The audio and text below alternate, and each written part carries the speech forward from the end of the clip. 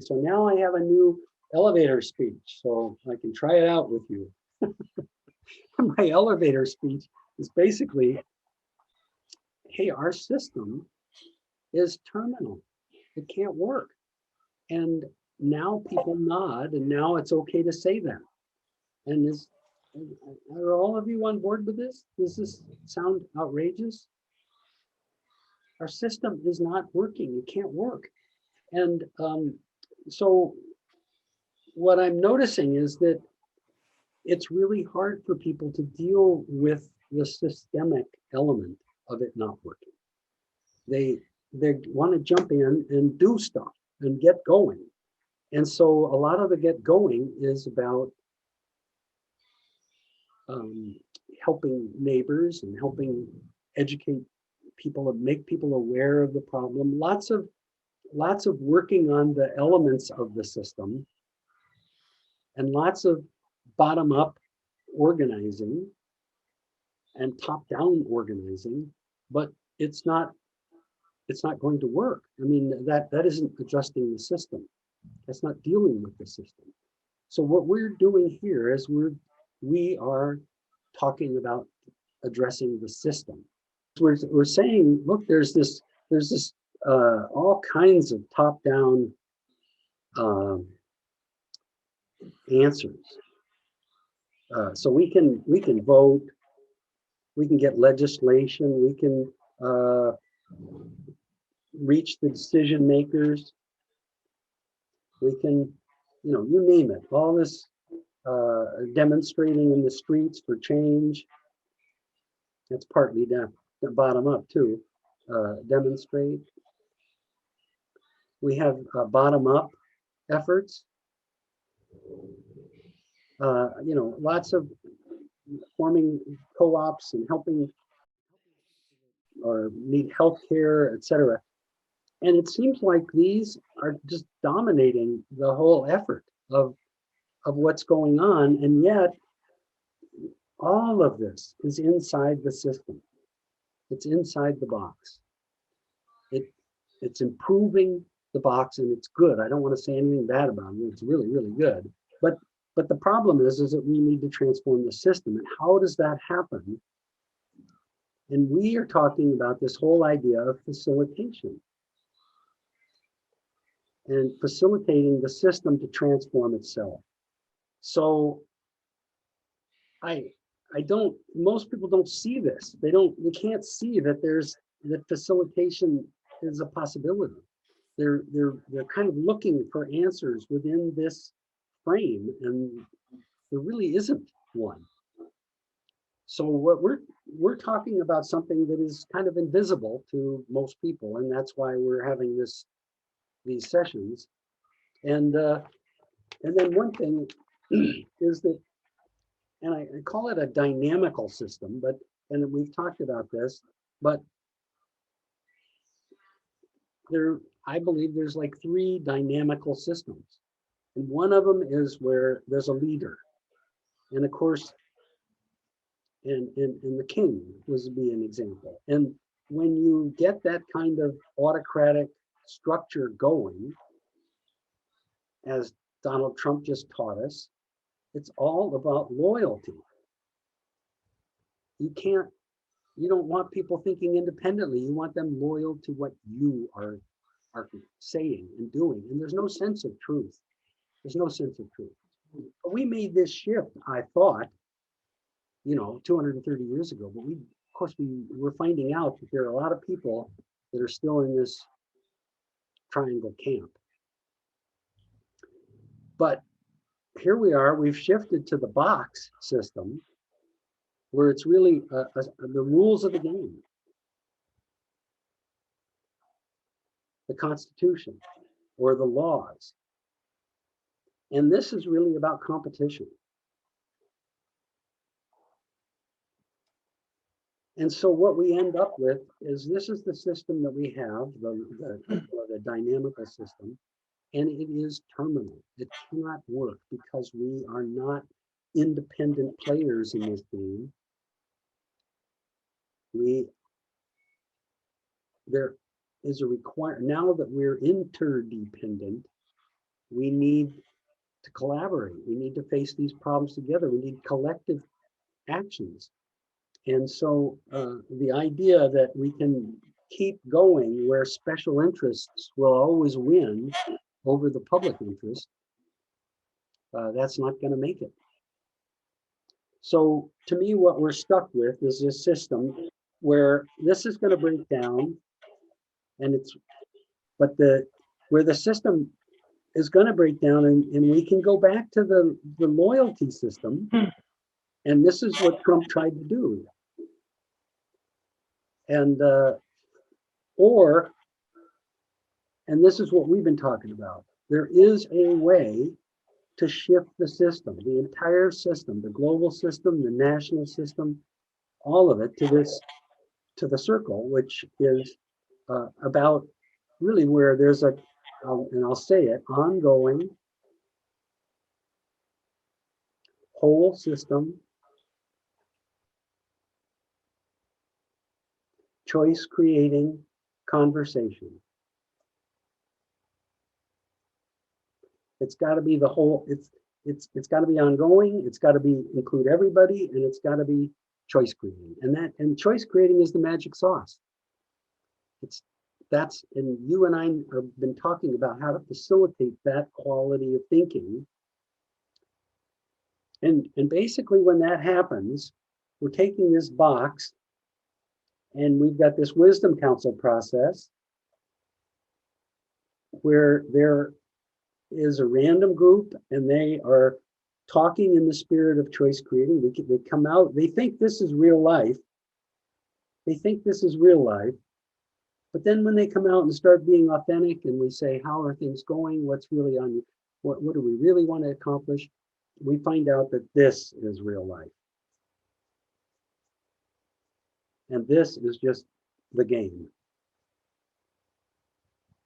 And sure, I want my side to win in the game, but more importantly, we have to establish this quality of all of us thinking together, facing the problems, and working together. So we have a strategy for doing that. If this were to happen, were to happen, we've been talking about, this is the today's issue, the society's breakthrough, and our society's just not sustainable. And here's our shift to facilitate, and here's the 3 systems of organizing. And this is the monster wish, the wish that we were talking about. If we could accomplish this, then this would be affecting everything. That all the people will face these impossible seeming issues like climate change, like species extinction, like the distribution of wealth, creatively together and achieve breakthrough progress, where the people provide wise leadership to governments, and where this new we the people conversation affects all kinds of things. It results in higher levels of awareness, understanding. It's a new consciousness, a new paradigm, a new management system, you name it. So it would transform all these many impossible seeming problems. And it's not a new idea to set up this whole system conversation. It's just that people, I don't think, know how to do it. So what I want to do is show a video, and I think I know how to do it so that it works now.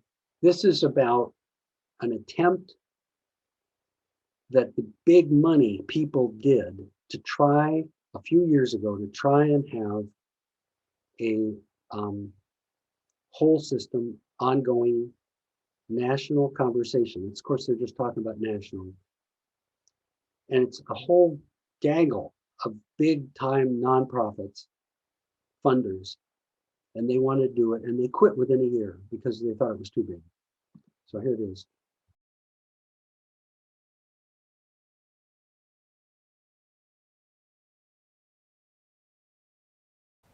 I have come to believe that what's needed is a sustained, organized, and inclusive national conversation about the kind of country America wants to be, the goals we must reach if we are to fulfill that vision, and the shared values that could enable us to work together toward those goals.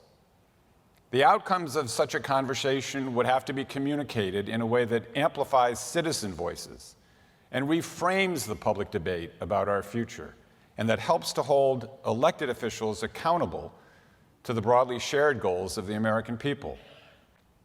Together, the Rockefeller Brothers Fund and a number of other foundations are taking the first steps toward launching such a project, which we're calling for now the National Purpose Initiative, or NPI. This ambitious multi-year effort will combine citizens' dialogues and other forms of public consultation, engaging hundreds of thousands, if not millions of Americans, online and face-to-face. We will be able to offer a broadly shared agenda of national goals and priorities, a statement of shared principles to guide our nation's politics and economic life, and an emerging vision for America's future that is animating, unifying, and empowering.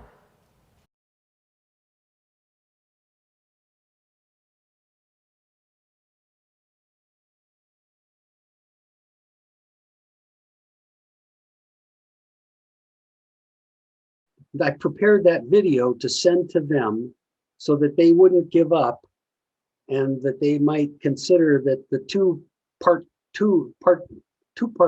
project that they had in mind, really, if they had a wisdom council first, it would work. But you know, I didn't get anywhere, and so I just showed you the video. But they had all the. Maybe it can be tried again. Well, okay, yes, that's exactly what has to happen. But I think they've got parts that they've got all the money to do the parts that we don't know how to do. It seems to me, but they don't understand, and this is why I'm having this class on essential wisdom. They don't understand the whole thing about choice creating and how that's the essential piece. You can't just turn people loose and have this conversation. Or the many conversations and have it assumed to be one. So anyway, that was what we're about, is how to really do it.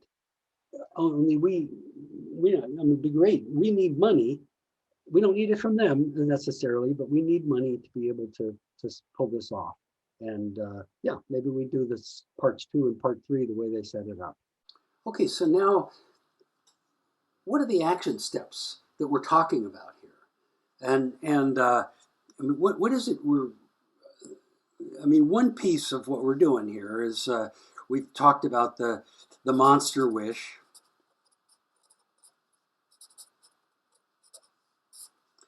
And how that translates into the we the people conversation.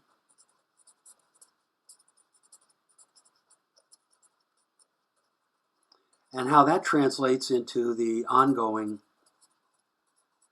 whole system choice creating conversation. And so the benefits to these are so amazing benefits. I'll talk about those later. But we know how to do that. We know how to there's a set of actions that can do this at the global level or the national level.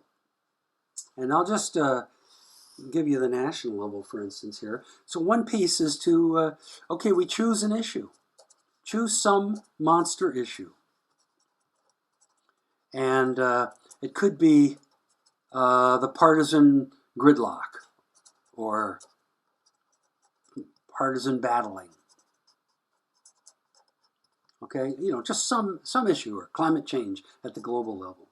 We choose an issue. All right, and then we randomly select And we've learned it doesn't have to be that many. So maybe 10 to 16 people, just a small number. And we bring them together, and they are dynamically facilitated, DF'd.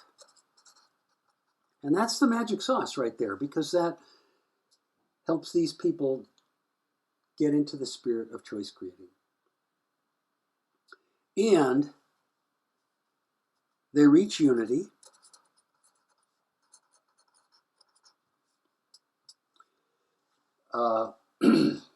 Okay, and then they come into an audience, a live presentation. And of course, it can also be asynchronous as well. But they present their unity,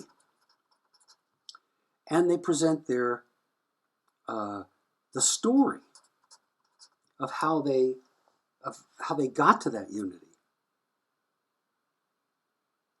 And then the people talk.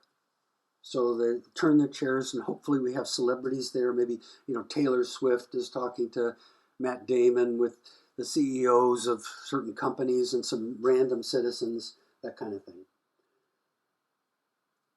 And so the audience talks. And one of the cool things is they talk in a similar spirit.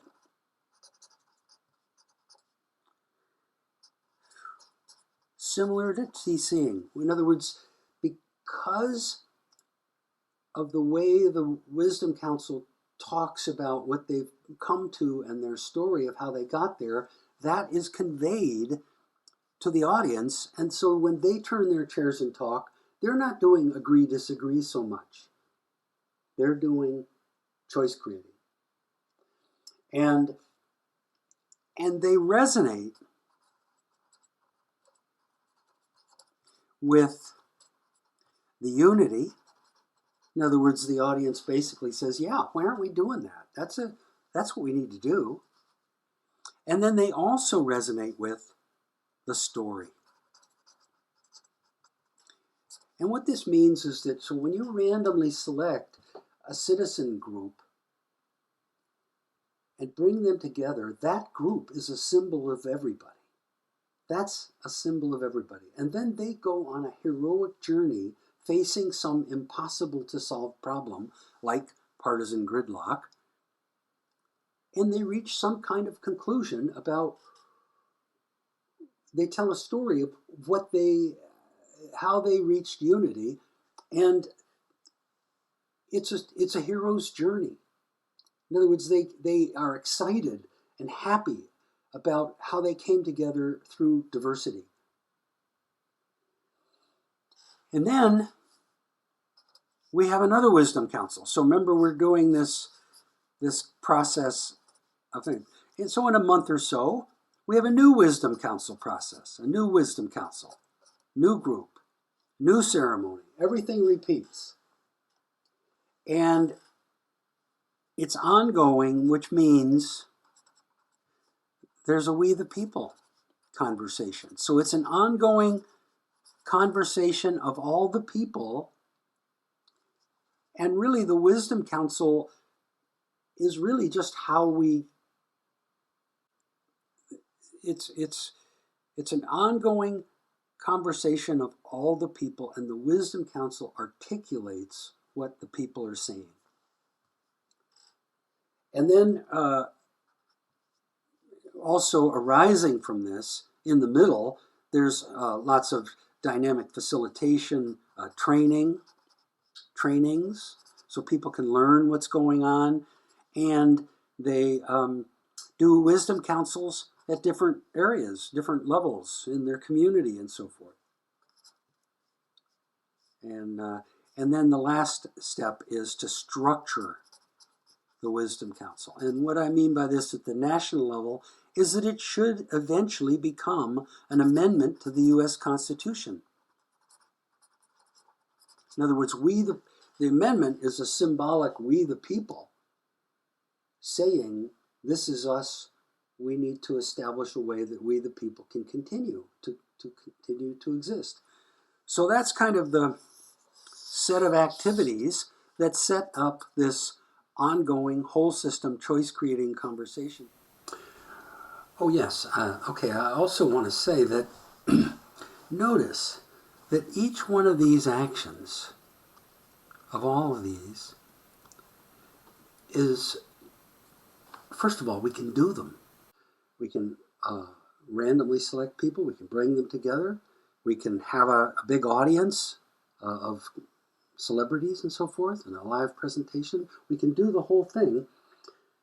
And each one of these is a benefit to society and no cost, or little cost anyway. Obviously we need money to do it, but it's not that costly.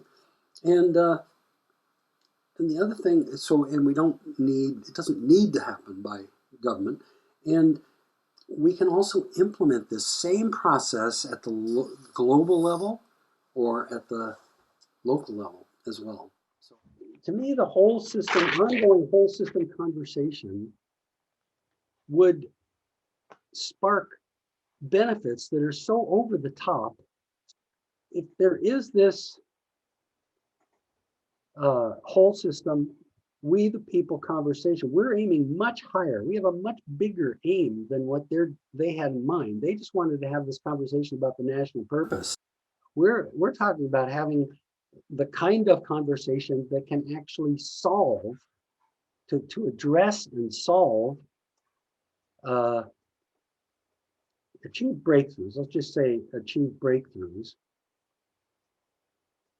on the impossible issues. Not just, everybody goes for the low-hanging fruit to just come up with a national vision or a shared vision or whatever. Okay, that is definitely going to happen on what we're doing, but on the possible issues. So choice creating is about solving, and if we could get all of us to do that, then we will make headway, a monster headway. And then there's this whole thing about citizen awareness. That's a low-hanging fruit. And understanding the issues. When I talk to elected officials, they just wish people would understand the issues enough that they could relate to how they're working. Because I'm an elected official and the issue is really complex, but what I'm voting for, I have to be simplistic in what I vote for. And then we're talking about a transformed public conversation. So, and this is huge because I think this gets to the heart of when people talk about racism. The reason why we have racism, in my view, is what we have is a cutting away of the minority, period. That our system is a decision-making system, which decision means to cut away. So it's not a creative, collaborative conversation where we're seeking breakthroughs, and the fact that you and I were different means that we celebrate our difference because we are having a choice-creating conversation. We're in the decision-making conversation where we bemoan our difference. So the transformed public conversation has immense impacts. So, I just want to point out how much bigger we're aiming and how much more accessible what we're trying to do is. So this, to me, racism, I need to mention racism as here's a strategy for dealing with that at a deep, deep structural level. And then there's this whole idea of creating a shared truth. We're dealing in the world of fake news right now. And nobody knows where the truth is. And gee, we have science, and okay, well now we won't even believe science. And now we have, the court system. Well, we won't even believe this court system. So how do we find that shared truth again that we had back in the 50s with Walter Cronkite? Well, here's a way. When you do this choice creating, whole system choice creating conversation, we come to a shared understanding. It's about what's really going on. So, and then there's a shared vision, and this is what they were talking about, or find the shared purpose is what he said. Shared vision. In other words, when we get clear what we want to accomplish and we start working toward it, that's an entirely different management system. In other words, our management system today is we don't have a shared vision. We have the rule of law. So what we do is we jump on people when they break the law, or when something weird happens, it makes the news, and we get all excited. There's no shared vision about what we're really trying to do. Could I ask a question? Sure. Thank you, please. Yeah, the whole shared vision thing, Jim. It strikes me that it's hard to have a shared vision when we have very diverse data. Like, it seems to me that, well, certainly here in the UK, we have really diverse data. Like, some people follow what the BBC says, and other people are researching stuff online, and never the twain shall meet. There's no shared data. It's really diverse. Like, one's at one end of the spectrum and the other's at the other end of the spectrum. So there's no way to have a shared vision in that situation. See what I mean? Oh, yes, that's why we have to add the new choice creating conversation, because in choice creating, what we do, if you remember, or in dynamic facilitation and how we structure that, is that we have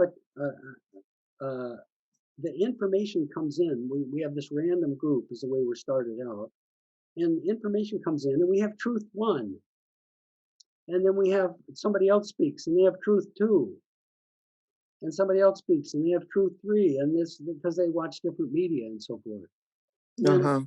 And we have this problem statements that come through how to, and what happens is we evolve. The problem statement becomes how to, and it usually becomes a bigger, more difficult issue. And then you have the solutions, and you have the concerns. Like somebody says an untruth, and you tell your concern. And so what begins to happen is that all four of these charts start rotating and coming into a clear focus, so that we begin to realize, oh, this is the truth, and this is the problem statement, and this is the solution strategy that number 5, this is the solution strategy that we need to have, and these are the big concerns. So these become the criteria by which we evaluate whether we're accomplishing what we want to have happen. So that what your question gets to the heart of choice creating. In other words, when we're in the world of decision making, we have to get our facts straight first. Yeah. We have to get our facts straight first here. We just take whatever comes up and we work with it until it comes into clear focus. Have you ever had a Trump supporter realize what the truth was in a group? It's not an easy thing. It's not an easy, it's not what this is. It's natural in this system. It's not an easy thing in the normal system of talking. If we're going to have representatives and debate and agree, disagree discussions, yeah, it's impossible. Totally impossible. But what we end up with in this quality of conversation is that people give we call this the purge. Okay, they give their answer. Boy, they're done. This is it. They know what the answer is. That's it. Perfect. That's the way life goes. And that can be a religious thing.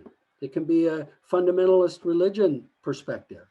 But what happens is that in this, we're not arguing truth one, truth two, back and forth, trying to get them to agree. That's not what we're doing.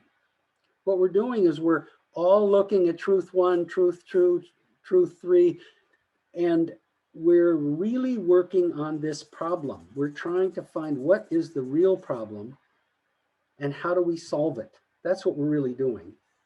And when we finally come into focus there, we're realizing that, oh, well, these are the things that we relied on. We don't have to agree on these. We don't have to agree on this, but we came into a clarity by understanding these different truths, what the problem is and what the solution needs to be. And Trump supporters did this? Well, anybody. Has there been an instance of a Trump supporter doing it? I really, Sure. We've had we've had not only dynamic facilitation, but we've had, wisdom councils where we randomly select people. So we get Trump supporters. I mean, I haven't done, I don't know what we've had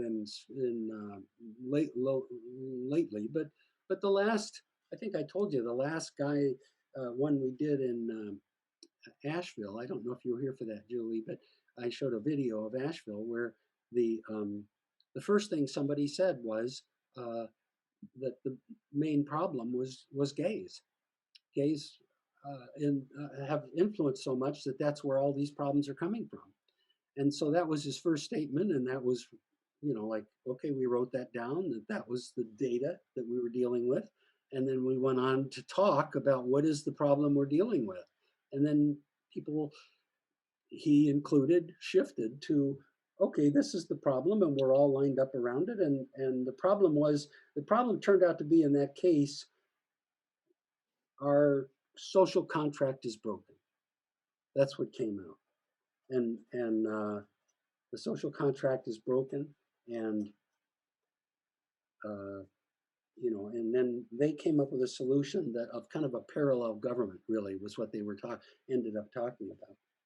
And I've had, like, I did we were doing kind of a wisdom council. It wasn't me doing it because it was in Austria, but I was coaching a woman, and the first person, I'll just stop the share because we're talking.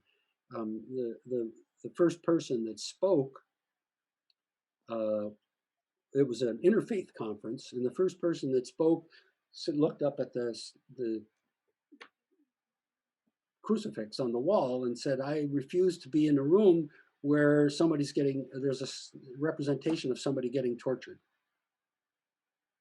And that's how we started, I mean, that was the key. And that was it turns out that the diverse view, the radical stick in the mud viewpoint, is often the trigger for helping us solve the problem. So that, in that case, I remember that the group came up with, as their conclusion, they had eventually what they did is they had a ceremony where they put the statue away for a while they had their meeting. And then their conclusion was that all of the religions are basically relying on medieval, outdated symbols. And we need to really rethink about what kind of symbols we need to have. So that was kind of the conclusion. So in other words, once you start treating these rigid positions and with seriousness, and really having them part of the conversation, what happens is people are trying to figure out ways around these stuck places, and often what happens is the problem shifts, and people go, "Oh my God, we're not even on the right problem,"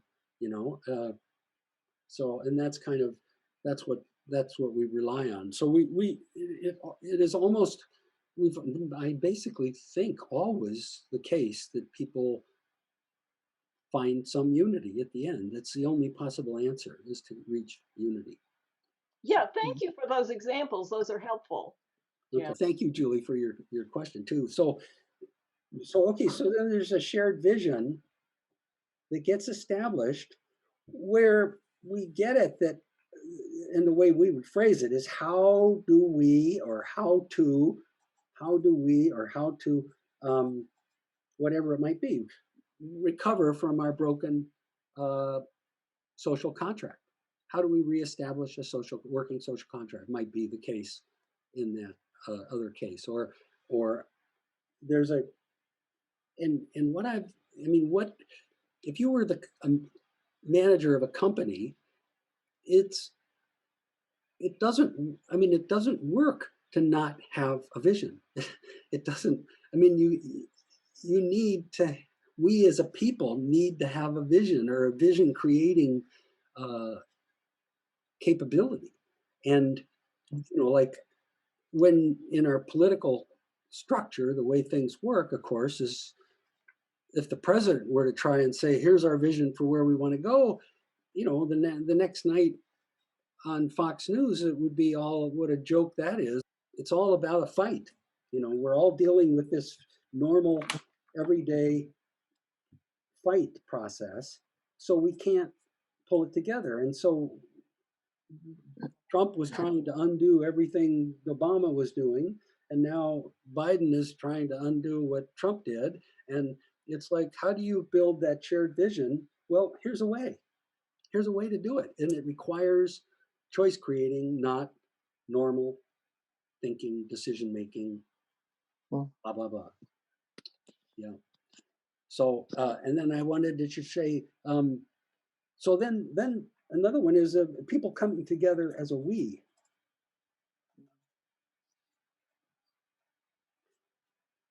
So, Jimmy, you basically saying that everyone gets on the same team instead of having the Blues against the Reds? Yeah, and the only reason why we have the Blues against the Reds is because of the underlying structure. In other words, we've structured this competition to be a fight. We've structured that. And in the United States, it's structured to be a blue versus red, but in other countries, they use, proportional representation, so they get like 4 or 5 parties. But here it's the blue team versus the red team, and that's a natural outcome of the structure. What we want, of course, is to have the missing conversation, which is this whole system conversation. We still have the blue team versus red team there, but it becomes secondary. And also, once we have the ability to reach unity, we can make changes to it. We can say, oh, let's change the dynamic of what we're doing. We could do proportional representation. We could have a Senate that wasn't representative. There's all kinds of things we can do, but those things are blocked right now. Those solutions are blocked because there's no way to go through the political partisan gridlock. But if all of us were to reach unity about what the problem is and start sharing ideas and have a way to keep talking in this creative, collaborative way, now we have an ability as we the people to actually assume our proper rightful role. We the people. So the way it works, it seems to me, is that right now there is a ultimate authority, and it's supposed to be the Constitution. I'm talking the US right now. And under that are these elected officials that are popped into branches of government. And here's Congress. So there's there's actually, let's just make 4 branches of government, even though there's only 3, the legislative. So this is the House of Representatives, and this is the Senate, and the judiciary, and the executive. And they call this a balance of power. What they mean is it's more competition. And down here somewhere, these guys make laws. And down here somewhere is the people and the corporations, etc., like NGOs. But they're supposed to fit into the law. So they're doing this competition, rules of the game. This is a new game down here too. So there's this competitive nature, and the idea is supposedly that it's a competition of merit. So the one that's the best will win, and society will benefit from that. But actually, of course, what happens is that we end up with this special, there's no public interest in any of this. It's just the rules of the game. So we're in this box. There's no public interest. It's just somebody set up this machine and off you and I are embedded in it. And we're creating immense problems. And this happens at the global level also, except we don't have the constitutional structure. So we will naturally trash the planet because we're all in a plane headed for a mountain on automatic pilot. There is no, and what you and I are talking about is we're talking about setting up a system where the people come together as we the people, a living presence capable of thinking, where we take over the system, where we provide the responsible guidance. I'm seeing John right now, and I'm realizing John always gets mad at these politicians, you know. It's true. They're totally maddening. But if you and I can steal away and recreate the whole system, see, this is a new system where we the people it's a living system. We the people are actually in charge. If all of us could reach unity, if we could facilitate all of us to reach unity, that is a new system. There's a new living element in the system, not just the machine. I mean, so, and plus, this is the new national public conversation. The new national public conversation, or a new national public conversation, is a conversation that brings us together as a real live we. So, and I'm telling you the benefits. I was sharing with their aim was so low compared to what we're aiming for. We're aiming for something way, way bigger. And then this, like the seventh thing is to transform the system.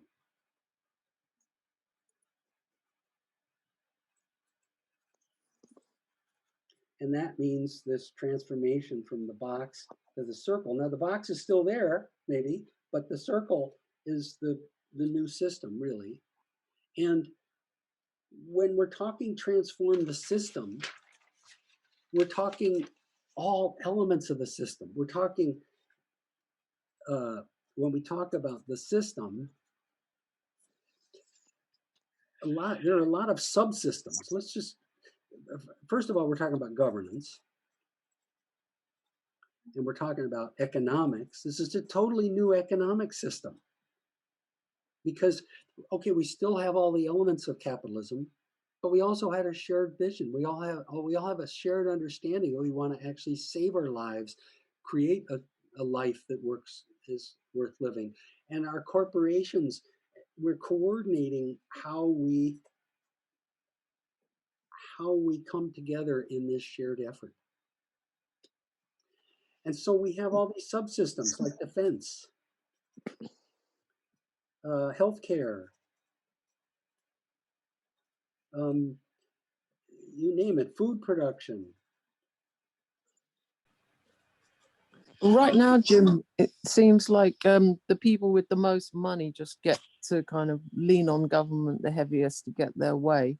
Yes. Yes. With like 7 lobbyists for every member of the Senate. No, that's absolutely right. What's happening in the absence of we the people, what's happening, of course, is that this is a game right here that they're playing. The corporations are playing the game and they're winning. And so they get all this money and they've taken over that spot. They've gone up here and they by affecting, well, I don't want to put it outside the game, but they're still in the game and they're playing. So pretend that comes up here, and they are the Constitution, the corporations. They get to define what the Constitution is, and through the judiciary, they get to elect this is our pretend vision of the executive. We get to set the laws to benefit themselves. And you end up with these subsystems are hurting us. Like the defense industry let me ask you, is it creating defense? Is it creating more security from war, or is it creating more probability for war? The food production, are we, well, let's go healthcare. Healthcare, are we really helping people become whole, or are we really making money in any way we can? Are we better off if we keep them chronically ill? You know, and in food production, are we creating food that really works to help people health, or are we creating food that just makes money and damn full speed ahead, it actually messes up people's health?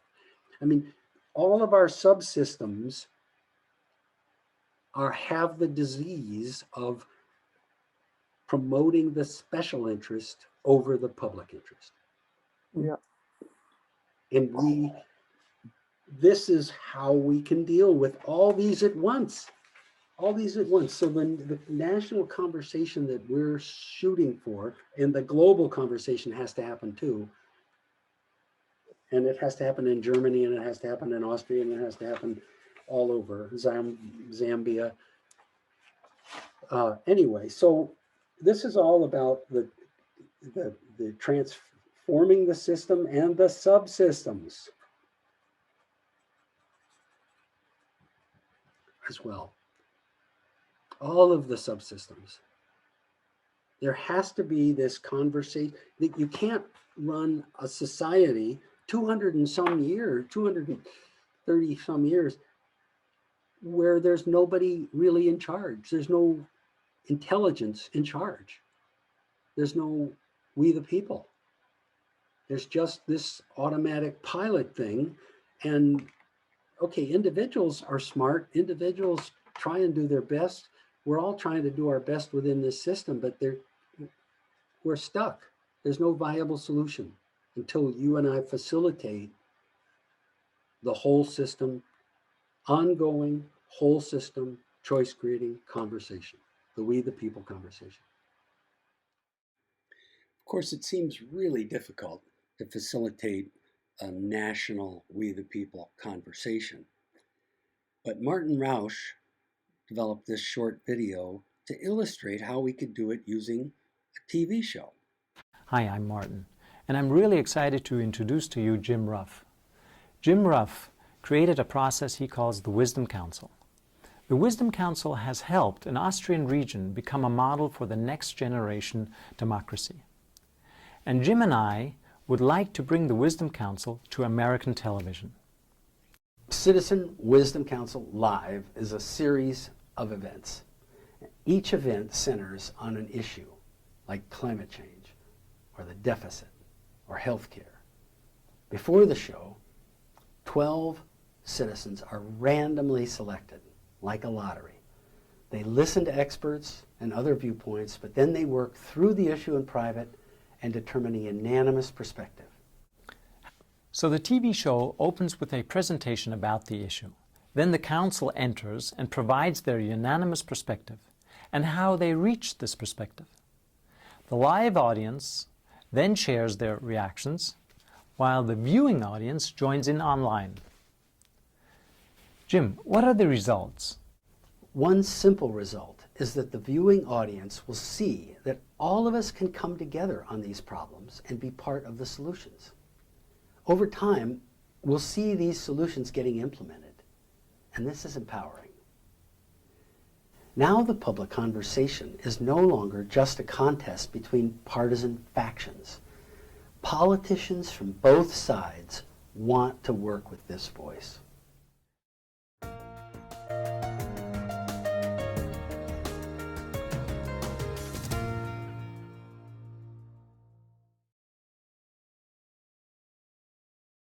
I'm showing that because it's only 2 minutes, and because it gives an idea of how we can do this or could do this without asking anybody's permission. I mean, we need to partner with some CNN or something to do it. I wanted to overcome the natural tendency to think, oh, this is too big, we can't do anything. This is doable. So I'm going to give you a chance to go into the small groups, and the questions are just kind of a set of questions. I'll read them and that's it. Do you believe our system's terminal? Do you see this as a solution? Are you at the place of this must happen like I am? Can you appreciate that ordinary people without this background that we're getting here just cannot see, they don't know what you're talking about? And to what extent do you want to go forward or want to help or whatever? I mean, but anyway, those questions, I thought it'd be great if you had 12 minutes or so to think about them. I'd like to see a way for any of us who are interested to gather together with Jim and continue finding a way. It sounds like you're going to have another dynamic facilitation training, but not till November. Yeah. Find a way to get this in our bones. That's my wish. This is really powerful stuff, Jim. And I want to say thank you very, very, very much for hanging in there. For Christ's sake, 20 years you've been doing this.